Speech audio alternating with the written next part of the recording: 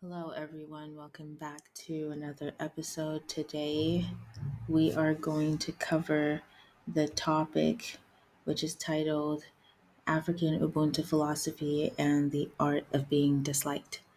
And before we get into it, I'm going to open up with a beautiful verse of the Quran, which is from chapter Al-Rum, which is in English, the Romans, and it is verse 22. And I'm going to give the transliteration, no, not the transliteration. I'm going to give the translation of it as well as the tafsir. So here we have, while referring to the sign of the divine omnipotence, this verse has mentioned creation over many things, such as sky, earth, and difference of languages and dialects, difference of color in humans, which also are all signs of divine wisdom and can be recognized and understood with little attention.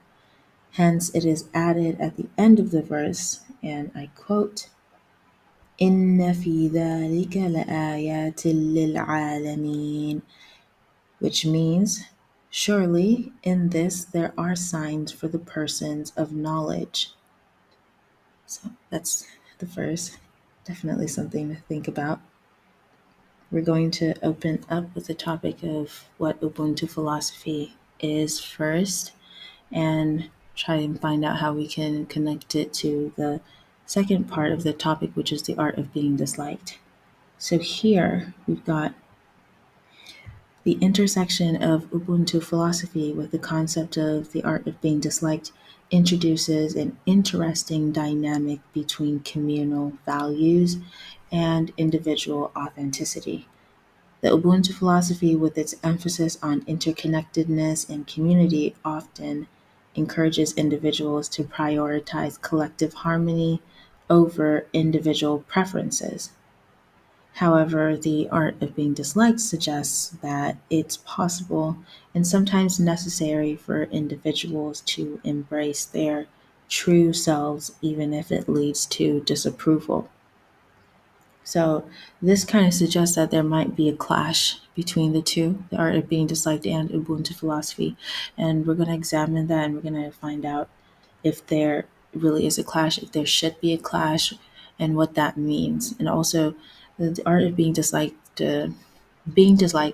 and embracing your true self, which may lead to disapproval, that varies uh, in a lot of people's understanding, that from culture to culture and different ways of thinking. So I'm not really alluding this to any form of embracing your true self.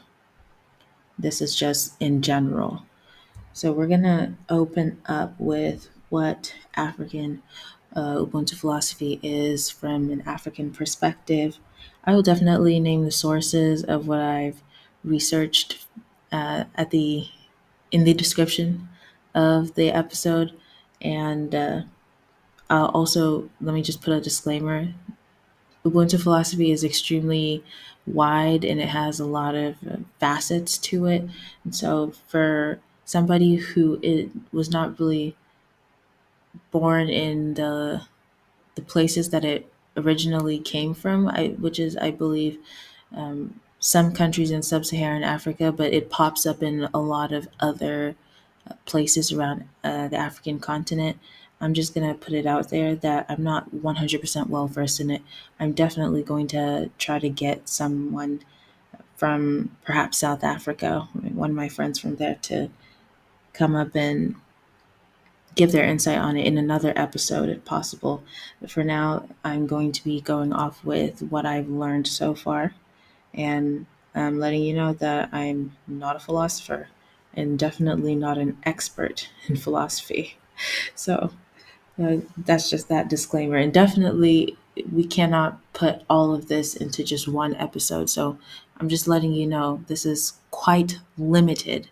If you were to study Ubuntu philosophy yourself, you would find out that it's really wide in terms of interpretation and the ways people find it. So here we're going to start off with African thoughts through Ubuntu. Ubuntu relates to bonding with others. This is in line with what the word expresses in most African languages, being self because of others. So this is also in line with the popular Zulu saying, Ubuntu, Ngumuntu, Ngabantu.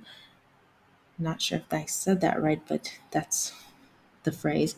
And so we've got, it means such sayings as I am because we are, and I am human because I belong, expresses this tenet. This means that in African philosophy, an individual is human if he or she says, I participate, therefore I am. So it goes off from a way of thinking that's saying that I belong because I participate. So there's participate in what? Communal behavior, since that's what Ubuntu prioritizes, communal behavior. Some Kange and Some Kange 1980 highlights the three maxims of Uhunism and or Ubuntuism. The first maxim asserts that to be human is to affirm one's humanity by recognizing the humanity of others and on that basis establish respectful human relations with them.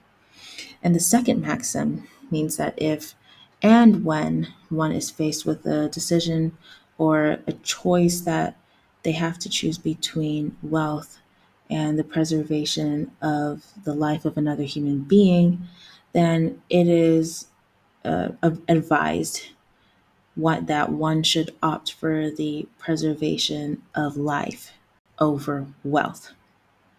So that's that part from earlier when I said choosing, collective, like trying to value collective good for a community over one's preferences. Because in this case, wealth, definitely something that could be an individual preference for a lot of people. And in the third maxim, we've got a principle deeply embedded in traditional African political philosophy that says that the king owes his status, including all the powers associated with it, to the will of the people under him. So this is probably in a historical context of the past political ways of the kingdoms or empires as well.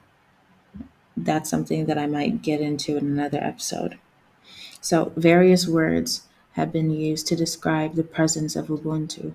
Some of these are sympathy, compassion, benevolence, solidarity, hospitality, generosity, sharing, openness, affirming, available, kindness, caring, harmony, interdependence, obedience, collectivity, and consensus. And here they state that Ubuntu is opposite to vengeance, opposite to confrontation, opposite to retribution, and that Ubuntu values life, dignity, compassion, humanness, harmony, and reconciliation. Now, a lot of people might tend to see some of these words that I'm saying as idealistic. And I myself personally, I may tend to see them as idealistic because in the world, the reality that we live in, things such as no retribution, total dignity for others, which is something that is not seen as much as it should be, compassion, humanness, harmony, and reconciliation. These are definitely, they could be classified as extremely idealistic in a world where that does not happen all the time. So, we're going to go over some interpretations of Ubuntu philosophy, and I'm also going to give examples from things I've seen in countries that I've been to that probably practice Ubuntu philosophy without knowing the word Ubuntu. It's probably translated into another word. Just to let you know, Ubuntu philosophy has their own, like they have their own words in other languages across the African continent.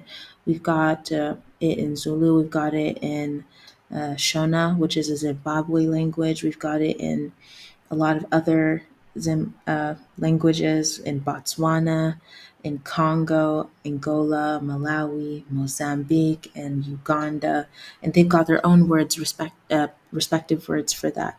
So that's just to let you know that I believe this is practiced everywhere and almost everywhere at least. And it's as if it's a set rule that people seem to follow without it actually being written down. And perhaps maybe that's because a lot of these values and these things have been taught and passed down through oral traditions instead of through written tradition. So you won't really, you might find that in different, perhaps ancient scripts, ancient African scripts, because there are definitely a lot of African societies in the past who have passed out their knowledge through writing. And that's definitely something I'm going to talk about in another episode because I found that extremely interesting. There is this idea that it's only been, knowledge has only been passed down orally, which is definitely true to some extent because the majority of knowledge has been passed down orally. So that's why you may see Ubuntu values being carried out in a lot of cultures without them actually knowing the exact word for it. Perhaps it's because it was taught to them in their own language and passed down through oral traditions. So the first interpretation I'm going to talk about is the I am because we are. Ubuntu Ubuntu's core principles are encapsulated in the phrase I am because we are. This interpretation underscores the profound interconnectedness of individuals within a community. It suggests that one's identity is inseparable from the collective identity of the community. In living out this philosophy, individuals recognize that their well being is intricately tied to the well being of others. This is a really interesting part because they were talking, it seemed like in the beginning, they talked about putting others over your own individual self, whereas here it is said that an individual's well being is intricately tied to the well being of others. So this one sounds a little bit more balanced. They seem to be saying that we also have to prioritize our own individual well being in order to participate in the flourishing of the community, which is other people's well being. And this interconnectedness fosters a sense of shared existence, emphasizing the idea that individual flourishing is intimately linked to the flourishing of the community, like I said earlier. So I'm going to give, I think, perhaps one or two examples of this that I've seen in my home country, which is Niger. One is we have this system, and I don't think it's actually written down like by the government or anything like that. This seems to just be within the culture. So we have children, kids from, I believe, the age of 7 to like the early teens and late teens, and these kids come from villages. Their parents send them to the city, which is or the capital, which is Niamey, so that they can study Islamic knowledge and Quran, all of that kind of stuff in Arabic, under an ustaz, which is a teacher, an Islamic teacher. And this is nothing like they're not paid to do so, the teachers, most of the time. And so they don't, all they could do is just teach these kids, but they don't really have the funds to feed these children. And these children are away from their families. The kids have a place to sleep, definitely, but not a place to, not no food to eat. And so what they do every time for breakfast, lunch, and dinner within each neighborhood. So they could be stationed within one neighborhood, and that neighborhood they would knock at every door at breakfast, lunch, and dinner, and they would ask people for food. So they had their own little baskets of food or food containers. They have them here in Senegal and in other countries. I've seen that in Burkina Faso. However, it seems that they are more focused on getting money here compared to in Niger, where it seems that it's mostly food. They rarely ask for money with their containers. And so they knock on the door, they sing a little song, and if you are eating your breakfast, lunch, or dinner, you take out a portion of that and you open the gate and you give them their food. You give them some food. Sometimes you find that they already have food in their containers, probably from another neighbor, and all you have to do is probably complete it. So, for example, if I were to open the gate, and I would see that they have their container full of rice and sauce, but they have no meat, then I would go into the kitchen and give them meat and say, okay, complete, you've got your whole meal. And that's what they do for breakfast, lunch, and dinner. You can give them food, snacks, all of that. And then sometimes if you see them out walking, then give them money. That's how the culture is over there. In other places, they usually ask just for money, and so that's what I see them doing. Anyways, that's what they do, and that's how we keep those kids fed. So they're prioritizing the well-being of these children, and a lot of these kids grow up to be ustazes themselves or sometimes prominent leaders of society. This aligns with, I believe, the Ubuntu philosophy of helping others and making sure that people who may not have what you have don't go hungry or don't go with living in inadequacy all the time to at least some degree. And so I have another example of that in a setting of a market. So, for example, if there was a thief in a market who stole someone's stuff, then all you had to do is yell thief.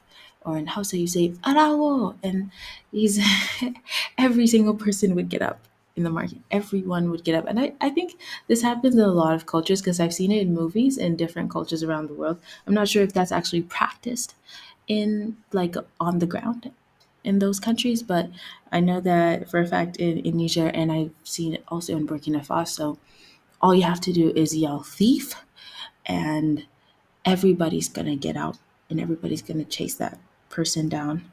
Everybody's gonna apprehend the person together. And this usually comes from the mentality that if they allow the thief to steal their neighbor's stuff, then this thief will think, well, since no one stands up for each other in this market or in this neighborhood, then it's going to be easy. I can even bring my friends back, and take someone else's stuff again. And so it's kind of like to teach people a lesson.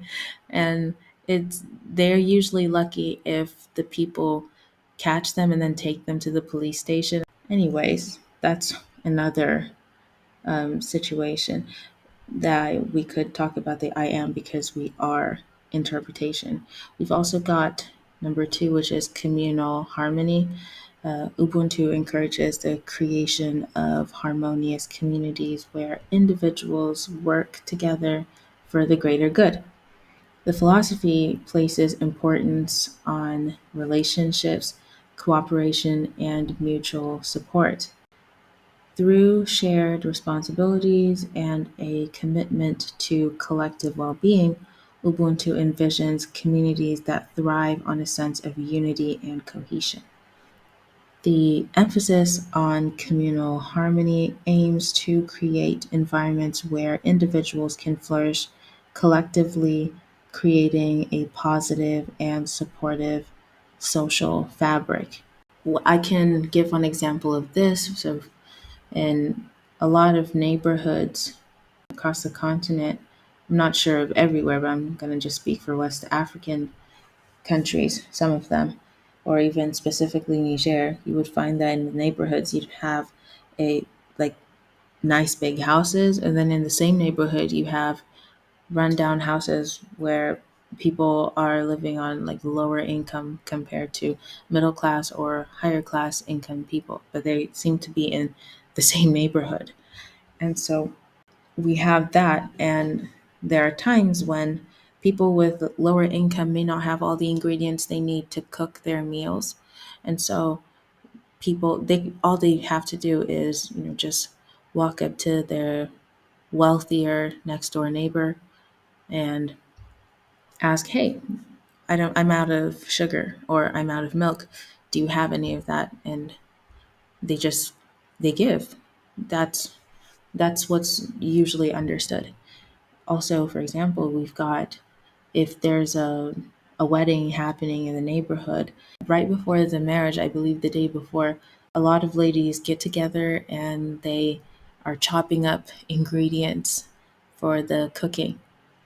And the cooking isn't usually done by the ladies in the neighborhood. They usually like maybe hire a caterer to do that, but they together everybody comes and helps with that so that things will be easier to do, and everything unfolds much more easily on the wedding day. So they do that, and you're not really forced to, you're not actually called to, but it's just something that people just do. And I see that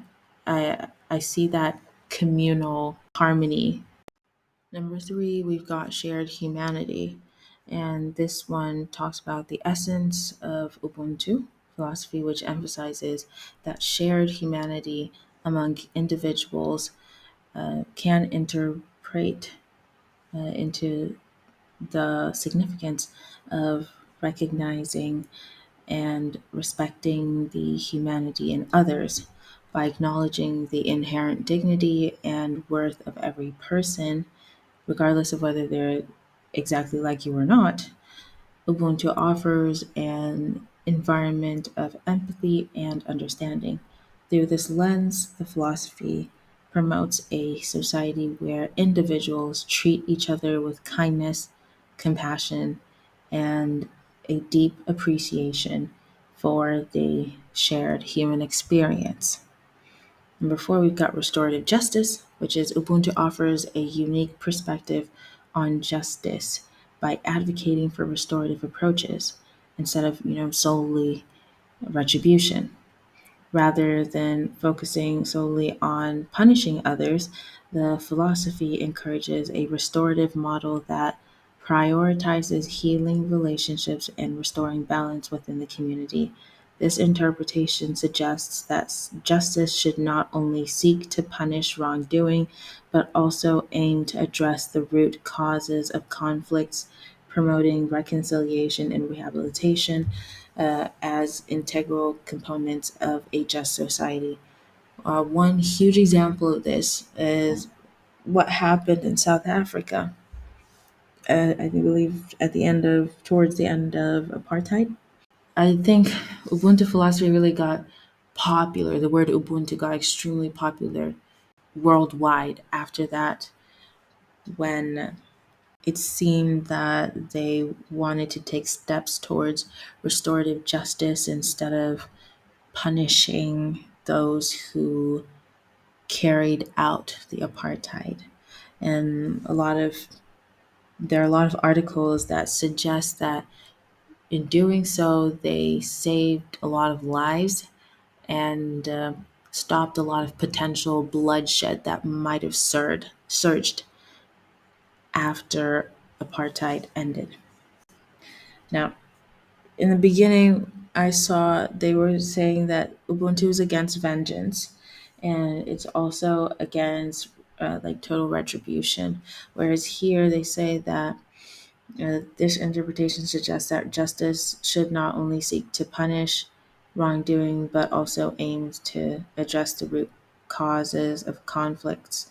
The punishment here seems to be used with the word not only, like the phrase not only. So I'm not sure. Perhaps this also means that there could be retribution, but then in a more restorative way. So, like, just not throwing people in jail, you're a bad human being, and that's it. We forget you forever, and you'll forever be known as a bad person or an evil person.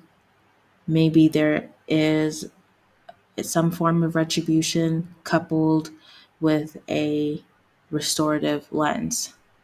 I'm not really sure how that played out 100% over there because I'm not in the country.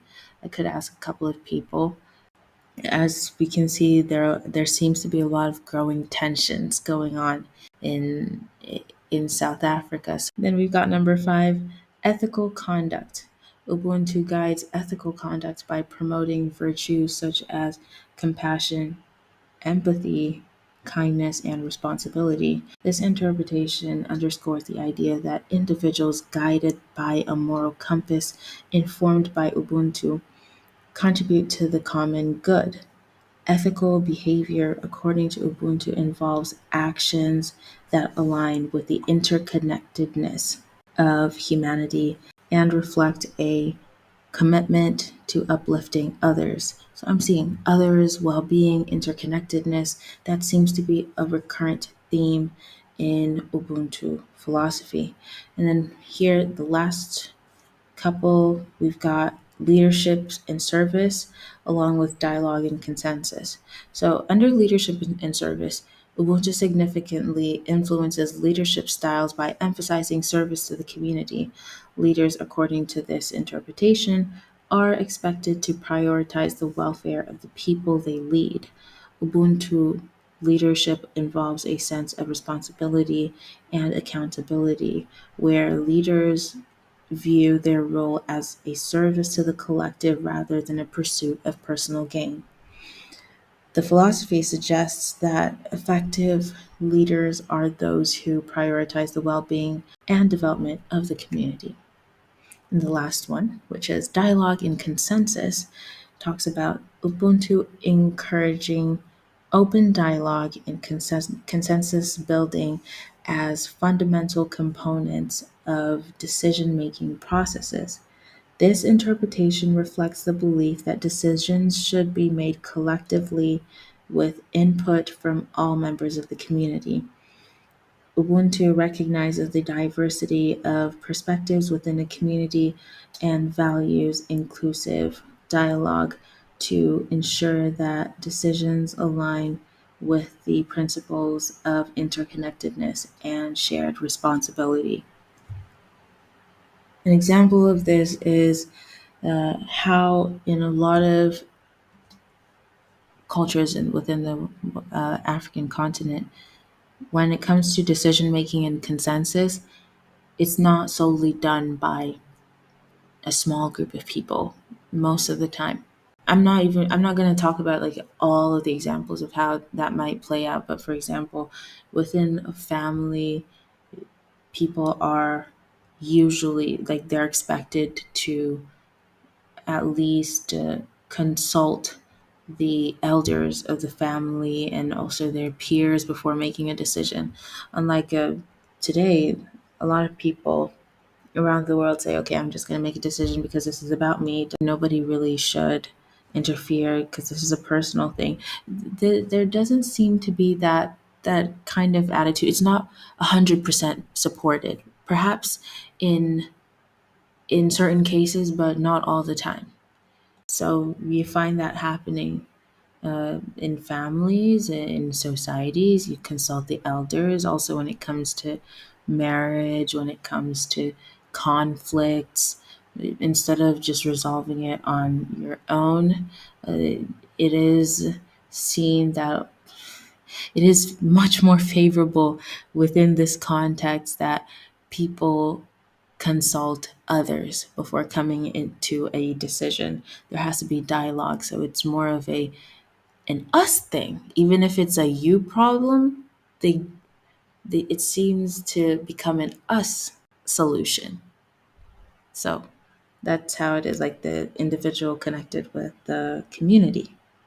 All right, so now we're going to also talk about Ubuntu and individual rights because this did seem to be a question asked I saw in a forum once, and also this is connected with the idea of being disliked. So, in the context of the Ubuntu philosophy, the idea of being disliked can be approached with a nuanced understanding of individual authenticity and communal values.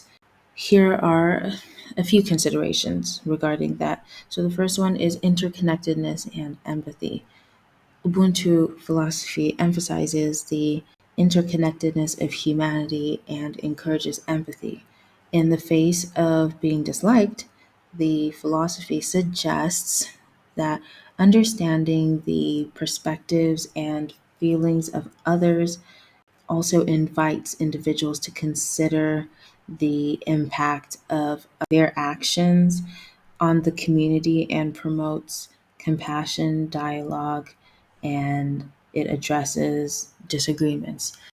Now, in order to examine this, I believe balance is key to a lot of things. So, of course, we have to be compassionate towards others and also consider our impact, that like the impact of our decisions or our actions on a community, especially if you're within a community and you're connected, and if it's as communal as Ubuntu suggests, then of course dialogue and compassion and always thinking of how your actions may impact the others within your community is definitely something that you should do. However, at the other hand, I believe it shouldn't be taken to an extreme. I remember a couple of years ago asking and also observing. So it was two prominent women in my circle, and they're leaders in their own right. I remember seeking out advice from one of them, and she talked to me about the impact of always thinking of how others will take your actions and your decisions. At that time, I was taking that to an extreme. I was always thinking, "Oh my God, how's this person going to think? If I do this, it's going to impact this person." I wasn't fully connected with myself at that time, and so I was only thinking outward. And I knew deep down that that was a huge dilemma for me, and I felt like I wasn't as balanced as I should have been. And I remember that amazing woman telling me that it would be best to try to strike out a balance. You don't always have to think what every single person in your life is going to, you don't have to think of how they're going to react to every single step you take in life. So it seems that even, and as an African elder, she seemed to back the idea of having a little bit of individuality as well as being compassionate. So that's one way we can take it. So for this interconnectedness and empathy, it's definitely something that should be balanced. We got the second one, which is balance and between individuality and community and harmony within the community. So while Ubuntu underscores the importance of community and harmony, it also recognizes the unique identity of each person. The philosophy allows for a delicate balance between expressing individual authenticity and contributing positively to the collective. The challenge is to navigate disagreements or disapproval while fostering a sense of unity and shared well-being. So earlier we read that Ubuntu is against confrontation. And I feel like that's a bit, I felt at that moment that was a bit idealistic the first time I read it, because you can't live without confrontation. in this world. And sometimes confrontation has to happen in order to keep that balance, to keep that good within the community, to have the community stay in harmony. Sometimes confrontation does have to happen. And so I was against the idea of being completely against or like throwing away the act of confronting others within your circle, within a community, because I feel like that turns the entire community into a complacent and codependent community in which it seems that everything is not stable, fragile. That's how I would see it. I don't know how others would see it.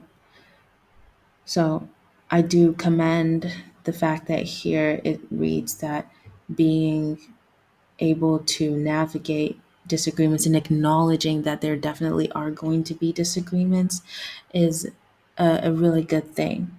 Hopefully, that is actually being implemented. And like I said, there are different aspects and different variations of Ubuntu philosophy all over the West, all over the African continent. So perhaps that is why you might find some things to be conflicting.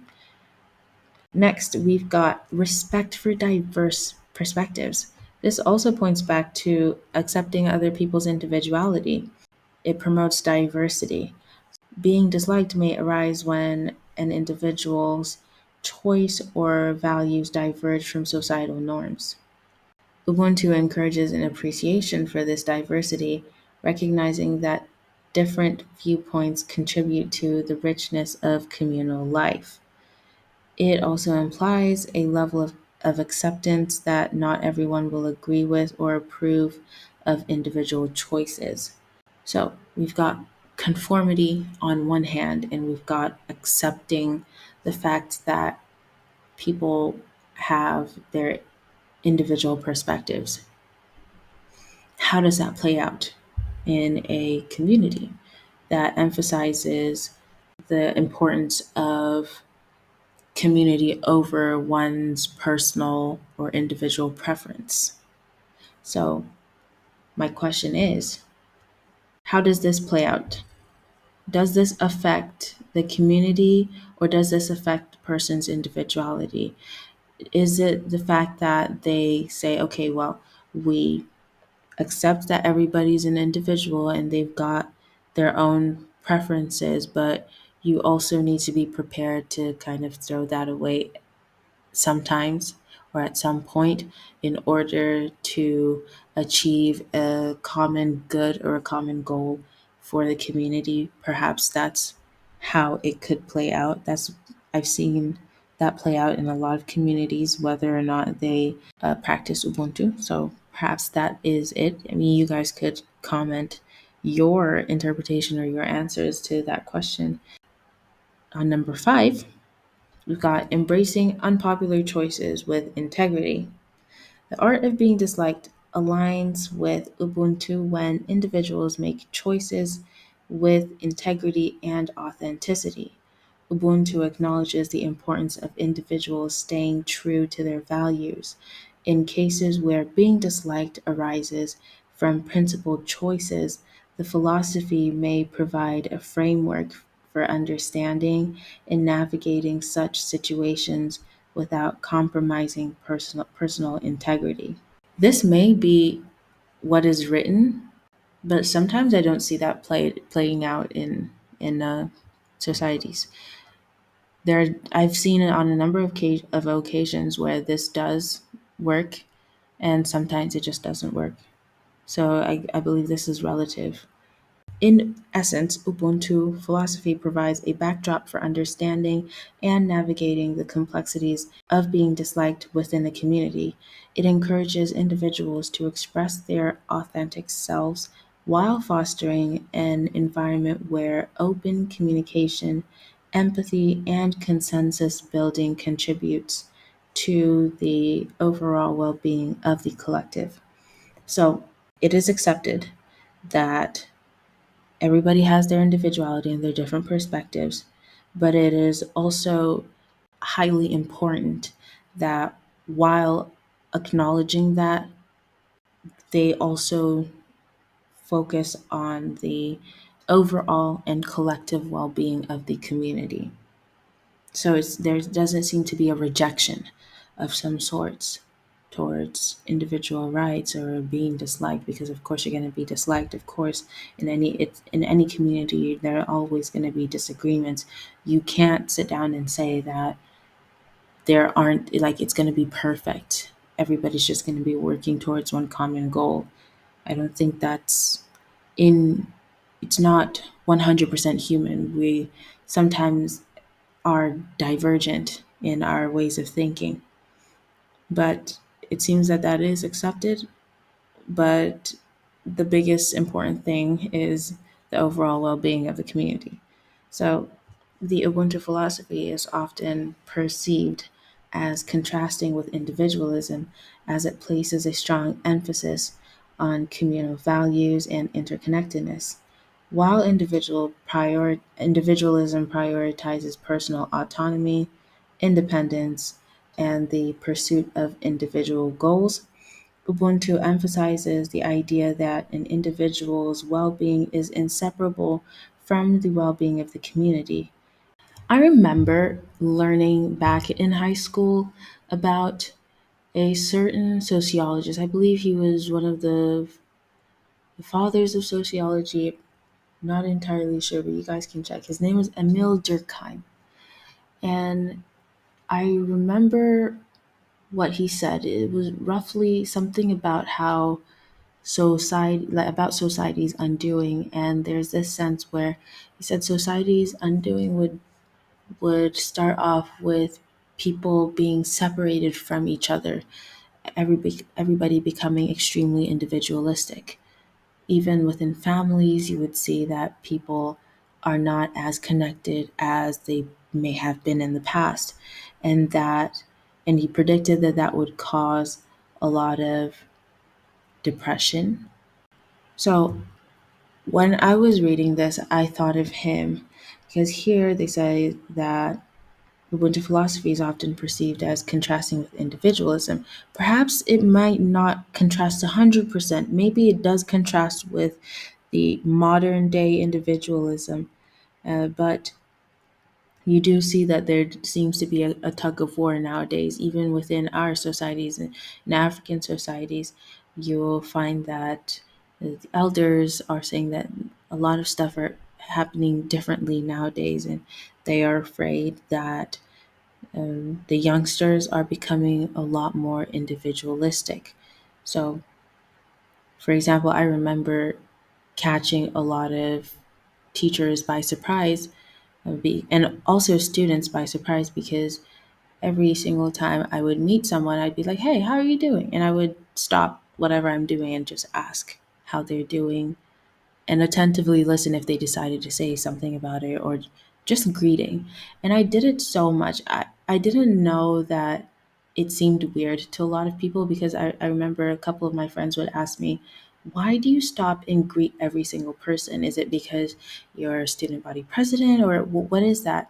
And I never really thought of it, but now that I think about it, it's usually it's actually because I've been brought up that way, and we have been taught, like, anybody you pass by, even if you don't know them, say hello and say hi auntie, hi uncle, that kind of stuff. We do that in the neighborhoods back in Niger.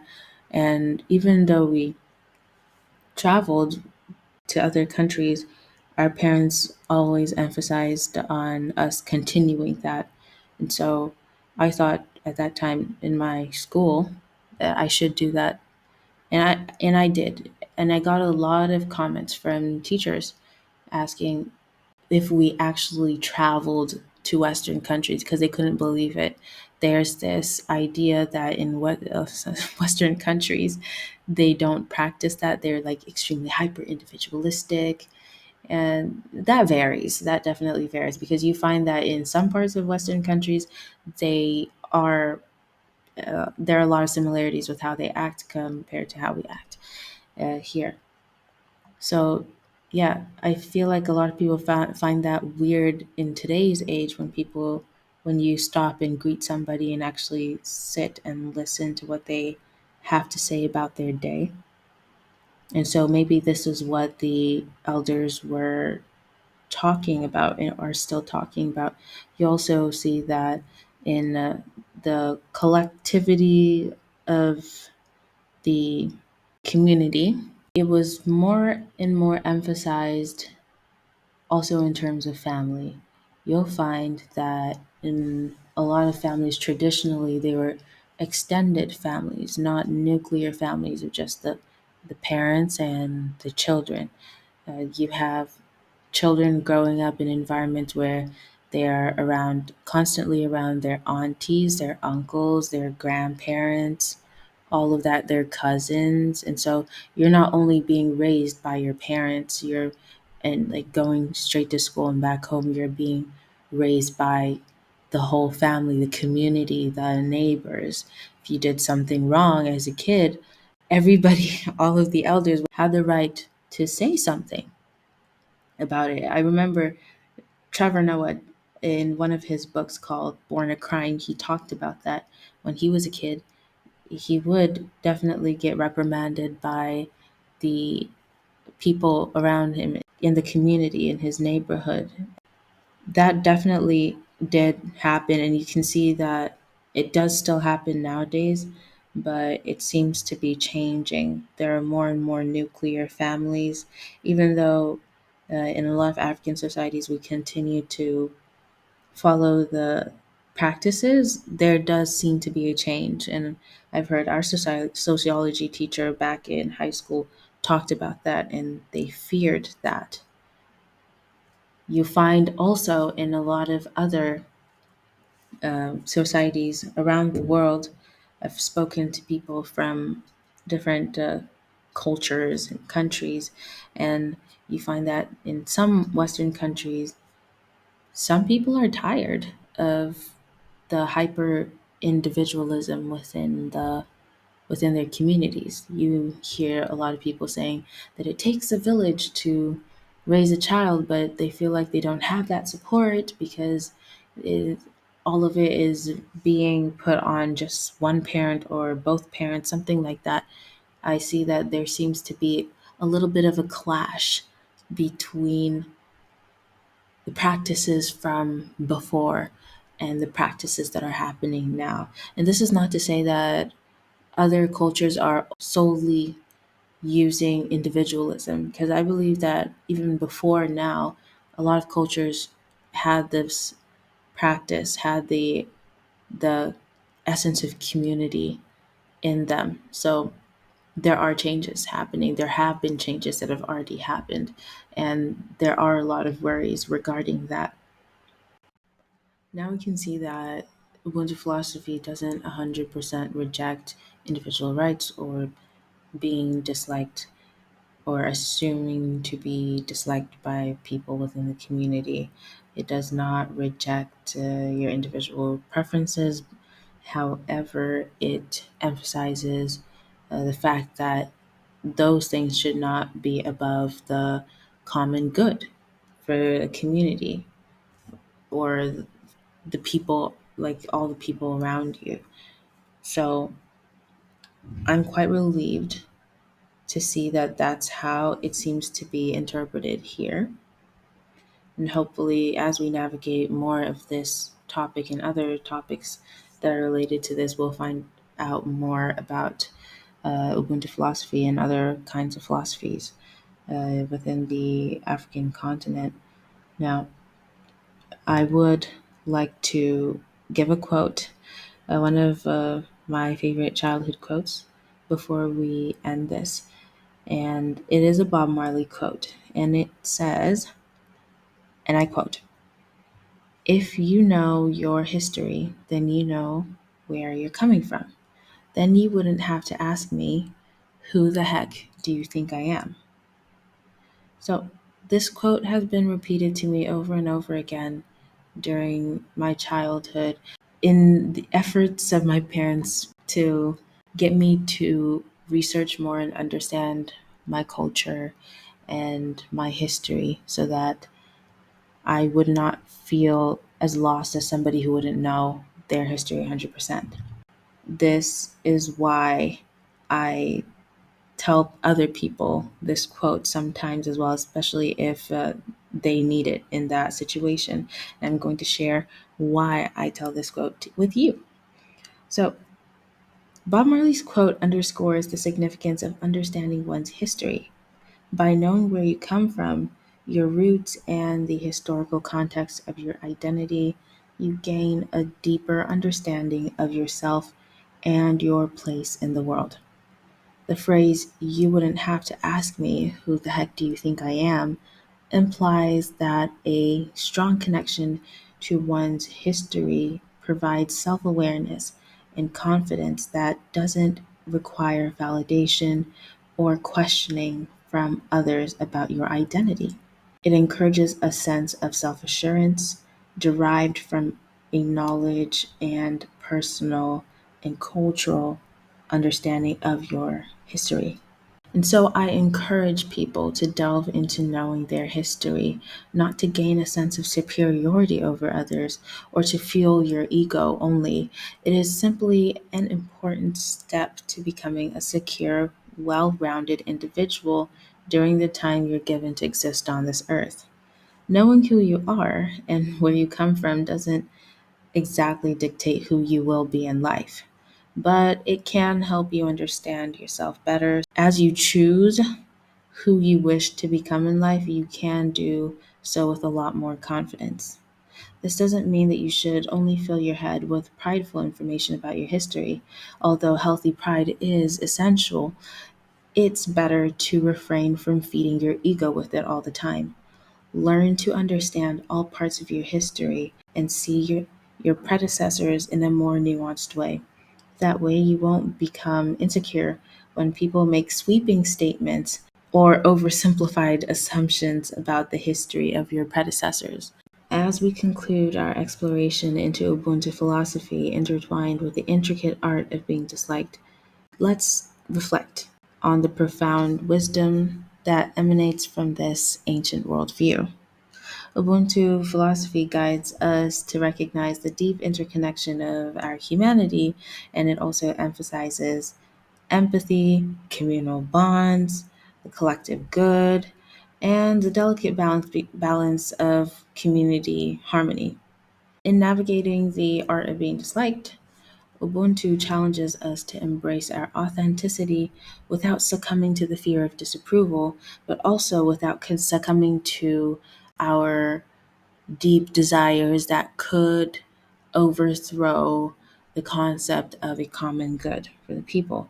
It beckons us to embody our true selves while honoring the diverse perspectives that shape our interconnected global tapestry or your community tapestry. That's about it for today's episode. I will have a part two coming out talking about the criticisms against Ubuntu philosophy and probably some questions on what you guys think about that. You could also drop your thoughts on Ubuntu philosophy, of what you've heard of it so far, and let's discuss. Thank you very much for listening. I will see you in the next episode, or you'll be hearing from me in the next episode. Bye.